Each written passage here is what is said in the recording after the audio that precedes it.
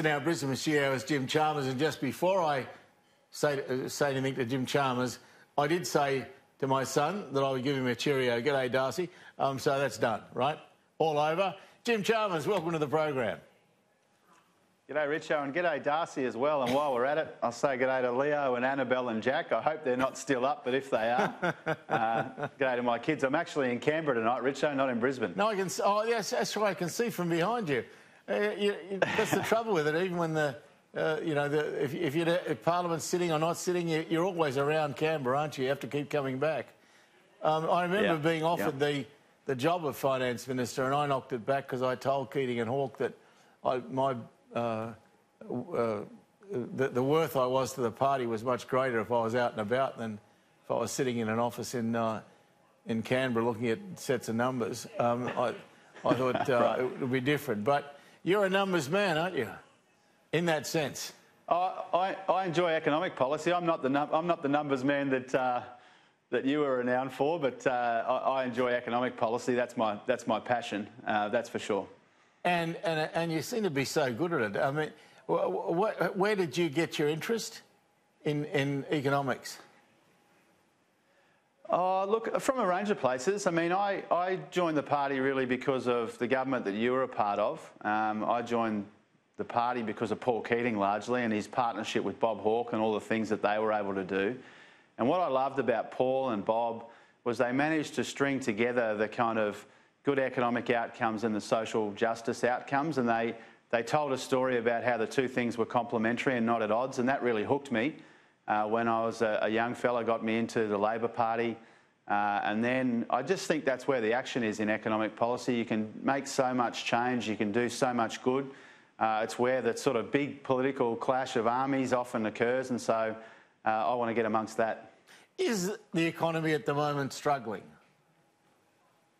Oh, it definitely is, Richo. I mean, the Reserve Bank cut interest rates yesterday to 1%. Which is a third of what interest rates were during the worst of the global financial crisis. It's the lowest they've ever been. And that is a real sign that the economy is floundering and Middle Australia is struggling. We've got the slowest economic growth that we've had for 10 years now since the global crisis. We've got weak consumption, stagnant wages. People are worried about how they'll pay their mortgage, how they'll pay their power bills. The retail sector's weak. Really right across the board, there's a whole bunch of things which trouble us, and that's why it's so important that we don't just pretend it's business as usual.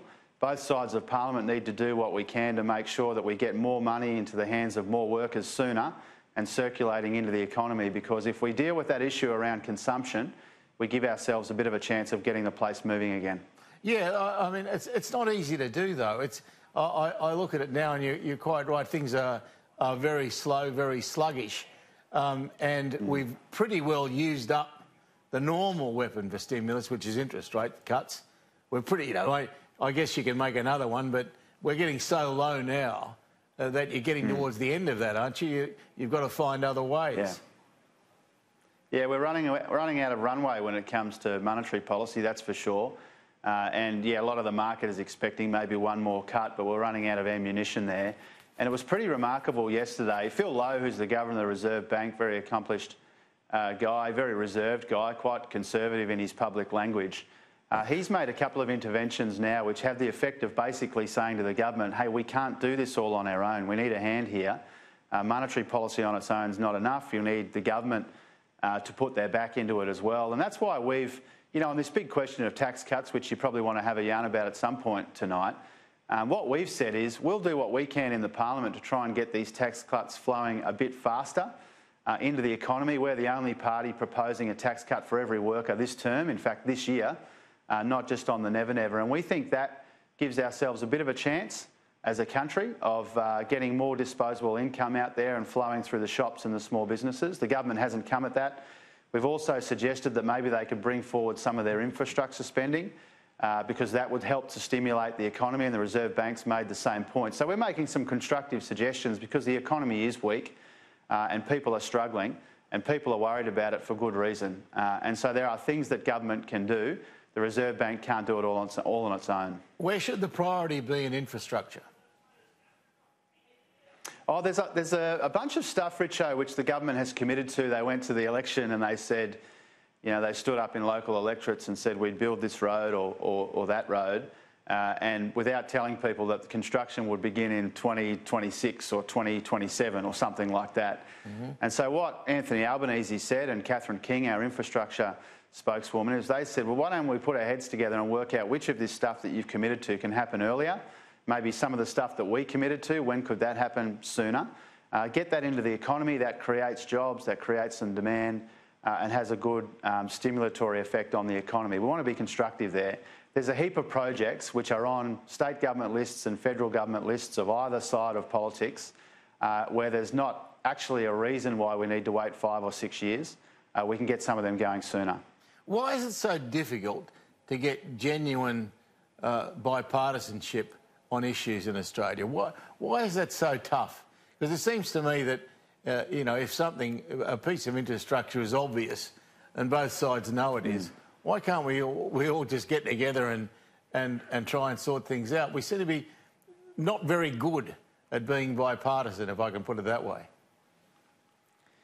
Yeah, I think that's right. Probably infrastructure is not the worst area for that. I mean, in infrastructure, you know, frequently both sides will come up with a similar commitment and try and implement it. So infrastructure is probably not the pointy end of that problem, but there is a problem there. I mean, we've proposed something on tax which is effectively to implement the government's second stage tax cuts a bit earlier. You'd think that a government would leap at the chance to get their tax cuts into the system earlier with the support of the opposition. That's what we proposed last night in the House, and the government voted against it. I think there's a real issue right now, well, a couple of issues right now flowing from the government's victory in the election. I think they are in the sort of patting themselves on the back phase. They haven't really moved on to appreciate that the economy is deteriorating and they need to do something genuinely about it. But they're also in that kind of campaigning phase where they automatically dismiss even constructive suggestions that we make from our side. And I think that's damaging. You'd think that they'd want to get more tax cuts out sooner, for example. You'd think that they'd want to bring infrastructure forward sooner.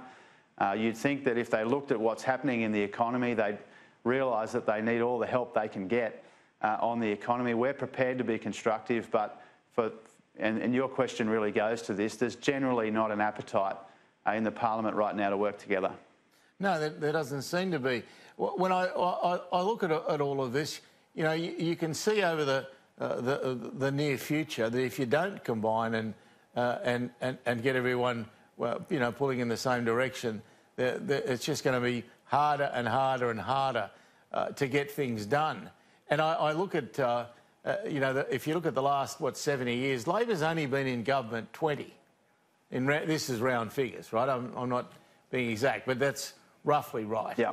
Why is that? What is it about the Labor brand that people can't bring themselves to adopt? Well, you're right. I mean, the history has been difficult for us. And when I was listening to the condolences for Bob Hawke in the Parliament today, it struck me that when we're talking about our great Prime Ministers, whether it be Hawke or Keating or Whitlam or Curtin or Chifley or any of the other great Prime Ministers that Labor's thrown up, you know, we've had to do that with fewer opportunities. We've had to do big things with fewer opportunities and fewer years in office. It's a source of real frustration. And obviously the last election, the outcome of that obviously stung us a bit as well. I don't think there's a simple answer to it. I think that we need to get more robust in the way that we talk about the economy. I think that that's part of it. I think that we need to contest the economy, you know, as a central part of our appeal and not really as something which pays for our other commitments. I think that's important. But there's obviously other issues at play there as well. Well, one issue, if I can just interrupt, I mean, you're from Queensland. That's a big issue for Labor, isn't it? It is, Richo. I just went with Senator Anthony Chisholm, who I think you know. We went on a 2,800-kilometre, 4-day road trip through regional Queensland a couple of weeks ago. And we did what everyone should do after an election result like the one we got. We got into the businesses and the sugar mills and the main streets and into the pubs after work, talking to people right up and down the coast. We did 10 different towns in those 4 days. And we've got a big problem up there, and it's partly an issue around perceptions of some mixed messages on coal up there, but it's something else as well. And we do have to understand that. We won't actually win federal government unless we do well in Queensland. Kevin Rudd won 15 out of 29 seats in Queensland the last time we won from opposition into government. Bob Hawke obviously did terrific in Queensland. And we need to lift our game there. That's really one of the reasons why I'm so pleased to get this gig as Shadow Treasurer from Anthony, the gig that I asked for, because I want Queensland to have a more prominent voice in the way we go about our policy development and our political offering in the federal Labor Party. Yeah, because I've been looking at this for a lot longer than you have, and you know there's this sense of a black hole in Queensland for Labor, and it just stays there. You know, occasionally we have this sort of little summer period, but it goes back to winter very quickly, and it just looks, you know, the warmest state looks cold and bleak to us sometimes. And I wonder what you can do about that. What does a Queenslander like Jim Chalmers do about that? Well, I think the big challenge in Queensland is the diversity of the seats, you know, because the place is so decentralised. You know, we're contesting seats like inner city Brisbane, where you know, we are a show from time to time, at the same time as we're contesting, you know, seats around Gladstone and Rocky and Townsville and Mackay. And that means that our offering has to be really broad, and it means that, you know, what might play well in Brisbane won't necessarily play well in the main drag of Proserpine. And so it's hard to kind of straddle the diversity of Queensland. We've generally done it with big personalities, whether it be Kevin because he was from Queensland, or whether it was Bob, or through history other people. And I think really what Queenslanders want is they want a prominent voice in how the place is run. And if they get that, and if they trust you know, the leaders and the senior players in the party, then we give ourselves a chance. Yeah, I think trust has always been a problem for Labor up there. I've been looking at it, as I said, for a very long time, and it's never easy. The other place that Labor is always gonna do well, another gunner place, is Perth. You know, every now and again in an election I hear we're going to win 3 or 4 seats, but it doesn't happen. Yeah, I think that's right. The 2 frontier states, I think that is a challenge. And one of the reasons why we know that those voters in those 2 states, 2 terrific states, aren't out of reach is because, you know, Anastasia Palaszczuk got elected twice. Mark McGowan's really quite an incredible Premier of Western Australia, doing an outstanding job over there. And so we know that there are people who are prepared to support the Labor Party if we get the policy agenda right and we get the people flowing through the place and we give those states a prominent voice in the way that we conduct our policy development, then there's no reason why we can't do well there. And if you look at Queensland at the next election, there's those regional seats that Anthony and I spent a lot of time in the last couple of weeks, but there's also seats around Brisbane, next door to me in Ford, and out Petrie and Longman, which we just lost, where we will be very competitive at the next election. I'm confident of that, and we give ourselves a chance to grab a few seats in Queensland as part of getting over the line nationally.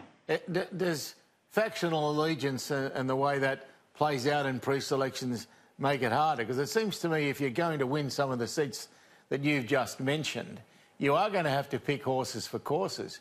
You are going to have to say he or she is the best candidate, and if they haven't got the numbers, we're going to anoint them. That's not so easy to do sometimes.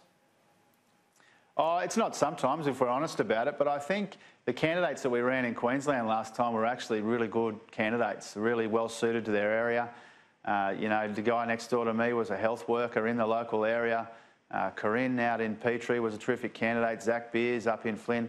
We actually picked some really great candidates. The factional system didn't get in the way of us getting some really good, deserving people who would make a big contribution here. The fact that we didn't get over the line wasn't because of a lack of effort on their part or a lack of dedication. So I think we do have the capacity to pick really good people. I know that we'll do that again, whether it's the same team or a different team. I think people generally know what's at stake here, and they know that a good candidate can make a difference to just scraping over the line or just falling short. So I think everybody in the party will do what's necessary to get good people in. Well, all I know is that on election night, I'll be looking north and hoping That's what I'll be doing. But I always look north, and I always hope those hopes have been dashed too often. So more strength to your arm, Jim Chalmers. I hope you can make sure that you put a smile on my face when I look north next election. Thanks very much for your time, I'll do my best, I appreciate it. Good, I know you will. Thanks for your time. And you are doing it. Thanks very much. There's Jim Chalmers, who I think is a real star for Labor. Now, sometime in the next 10 years, that'll be a Prime Minister. And you can absolutely bet on that. It'll happen for sure.